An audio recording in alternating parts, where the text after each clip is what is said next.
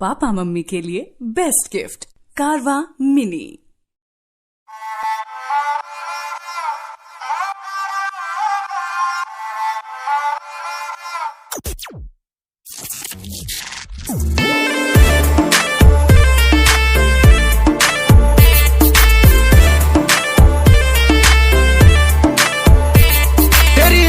बता रही है कि कल रात तेरे संग सीन हुआ, उलझन में थी फुल नाइट, तू जगले जागल तुझे दिन हुआ। तेरी आंखें बता रही है कि कल रात तेरे संग सीन हुआ, उलझन में थी फुल नाइट, तू जगले जागल तुझे दिन हुआ।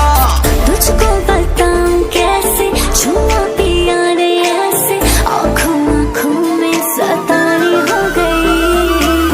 सैया ने देखा ऐसे मैं पानी पानी हो गई।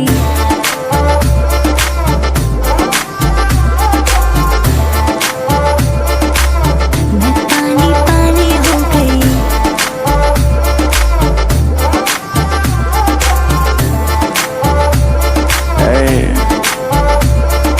चलबू का ग्लास बखाली भरबू का, साथ आई लइका से डरबू का, अंदर की फीलिंग से लड़बू का। हाँ हद हो गई, हद से आके भी बढ़बू का, 9 एकड़ में फारम फारम पे घोड़ा घोड़ा पे चढ़बू का। अरे तोहरा लल्ला बादशाह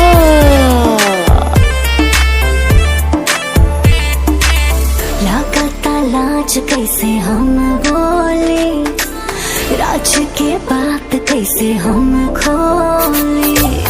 क्रिएट माहौल कैसे भइल, कैसे मिटावलू मन के माइल। तुझको बताऊं कैसे छुआ पिया रे ऐसे, आँखों आँखों में सतानी हो गई। सैया ने देखा ऐसे मैं पानी पानी हो गई।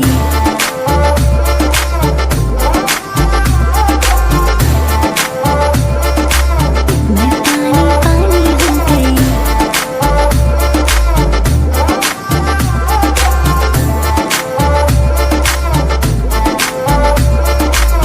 उतना पर्सनल मत होखा, हर बात में ना हमारा के टोका।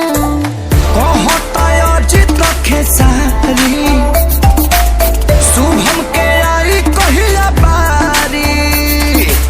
तुझको बताऊं कैसे छुआ पिया रे ऐसे, आँखों आँखों में सतानी हो गई। सैया ने देखा ऐसे मैं पानी पानी हो गई।